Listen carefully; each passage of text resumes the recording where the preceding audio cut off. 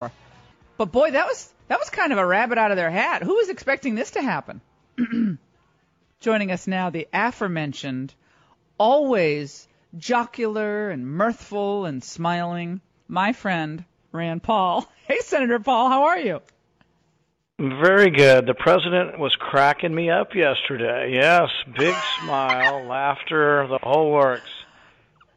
Oh my gosh, Sergio messaged me.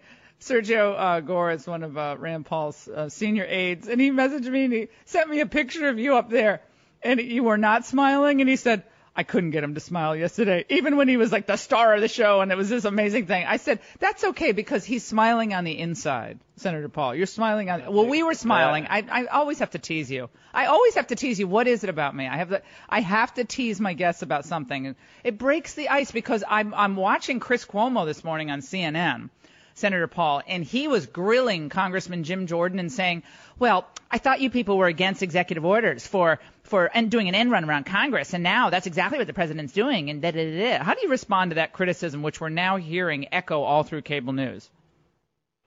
We were against and still are against executive orders that create new government programs, that create new programs that were never intended by the law, and that's what President Obama did. What President Trump did yesterday was basically say, we're going to reevaluate the regulations about the sale of insurance, and we're going to see if they comply with the original intention of the law. And so I think that's a much different thing. So what President Trump costs no money. It's not going to create any government program. It legalizes basically the freedom to join an association. And I've made the point that the First Amendment actually guarantees your right of peaceable assembly, and that's been interpreted to be free association for economic gain and economic benefit by the Supreme Court. And so I don't see how that in any way is an abuse of an executive order. He's doing this also with the EPA. He's looking at the overreach of Obama. So if you have an executive order that undoes executive overreach, is that a bad thing? No, I think that's a great thing that President Trump is using the executive order to undo the overreach of Obama. Well, does this really gut Obamacare, or does it kind of play with Obamacare around the edges because you do free up these exchanges? I think a lot of people don't even understand what that means, but how does this really dismantle the marketplace? I don't think the intention is to dismantle Obamacare. The intention is to give people choice. And here's the thing, 50 million people in our country belong to associations. If a decent chunk of them form health associations, we're talking about millions and millions of people buying insurance across state lines and getting a better price. There are 28 million people under Obamacare that never got insurance. Many of them work in our fast food restaurants. What if the National Restaurant Association forms one of these and every fast food worker in the whole country can sign up to have one person negotiate their rate? If one person negotiates for 15 million people, you're going to get a great rate. The other thing about the liberals on this is they keep saying, oh, you're going to get terrible insurance, it's going to be bare bones insurance. And what they're not realizing is we already allow cross-state purchase by big corporations. And guess what? Over half of the private marketplace already buys it across state lines through these ERISA plans. So when they say you're going to get bad insurance, ask the people who work for Coca-Cola, Pepsi, Amazon, Microsoft, and Amgen if they like their insurance. My guess is you'll find people who have great insurance. I think there's a possibility that through the market pressure of millions of people, that not only you get less expensive insurance, you're going to get better insurance. Well, I think that when the left is trying to react to this, they're scrambling, Senator Paul, because most people know who've had to deal with their new insurance under Obamacare. They know that the out-of-pocket costs are so high, they're so prohibitive, and their deductibles are so high that it's like not having insurance at all because they literally, for some people it's like you have to hit the $12,000 level before you start getting any reimbursement. And so right. I think most people are seeing this going, well, this kind of makes sense at this point because it's not really health care. It's access to insurance in theory. That's what it is. And here's how this is so much different and better than the fake repeal plans that some of the Republicans have put forward. One, it costs no money. But two, instead of subsidizing the individual market which is completely broken, and we just keep throwing good money after bad, instead of giving subsidies to insurance companies, we tell everyone in the individual market, guess what? You can get out of the individual market, you can get into group insurance, and you're going to get the same kind of insurance that big corporations are allowed to get in our country. If you look at the marketplace that exists right now for the large corporations that already buy across state lines, their premiums have been going up 2 or 3% a year. If you look at the individual market, premiums have gone up 100% under Obamacare. So this has great potential, and I think could affect millions of people, could completely disrupt and bring the insurance companies on bended knee to the consumer. We're talking to Senator Rand Paul here on the Laura Ingraham Show. The disaster in Puerto Rico, the president is concerned about cost. The House of Representatives sent over a $36.7 billion supplemental to help both Puerto Rico, of course, in Texas, also in Florida. A huge cost there for the rebuild and the recovery. As far as we can tell, and we asked Congressman about this on air yesterday, including Speaker Ryan, there are no offsets being asked for. There are no offsets, spending offsets being requested or pursued as this supplemental is being considered.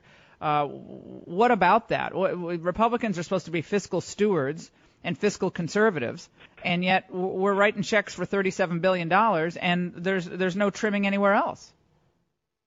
Well, here's the analogy, Laura. If I ask you for $1,000 for a good cause to feed some people, and you didn't have enough money to feed your own children, or you had to go to a bank to borrow the money, would that make any sense at all? Would you be a compassionate person if you took money that you could not feed your kids and gave it to someone, or you took money and you went to the bank and borrowed money to give to a charity? That doesn't make any sense.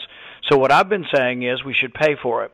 And there are ways to pay for it. If you did a 1% across the board cut in other spending, in other things, and you said, we're going to take care of Puerto Rico and Florida and Texas now, but we're going to do it, and everybody else in government's going to have to say 1 penny out of every dollar you're going to spend less, I think that's the way we should do it. And so when it comes to the Senate, that's what I will introduce, is a 1% across the board cut to pay for it.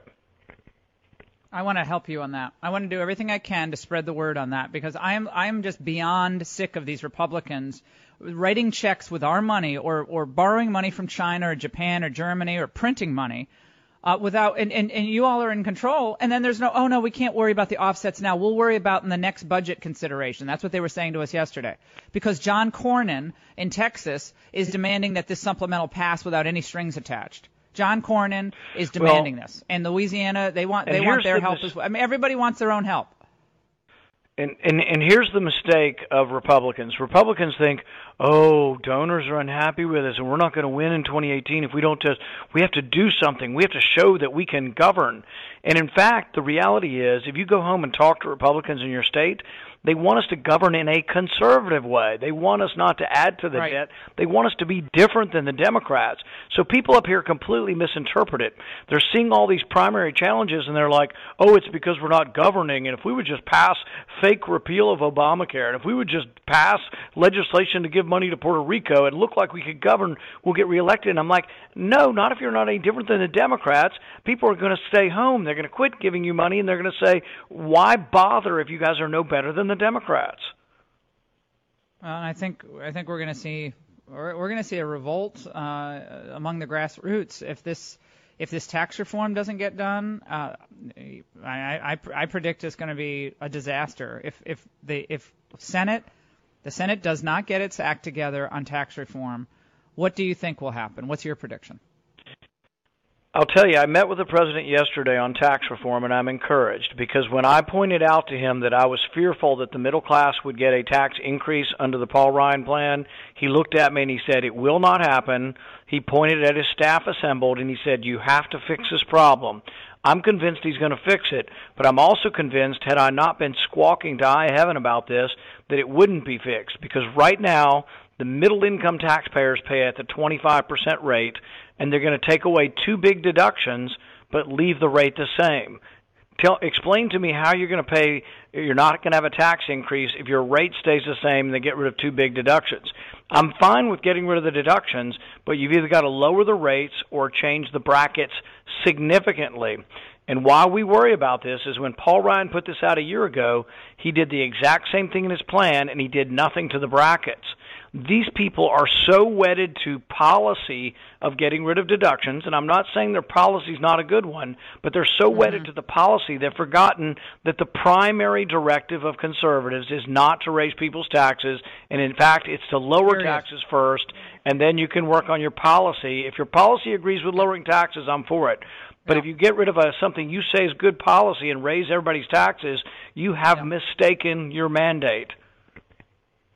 Senator Paul, before we let you go, the media reporting on the mood of the president, claiming that he's not in command of details, he's in a dark, foul mood, that the White House is in turmoil and chaos. That's been reported in the New York Times, the Washington Post, publication after publication in recent days. General Kelly came out and addressed that and put those concerns down. But you've spent a lot of time with the president lately. Tell us, don't have to reveal the substance, but tell us the way he is behind closed doors. Is he engaged? Is he in a foul, dark mood? Tell us.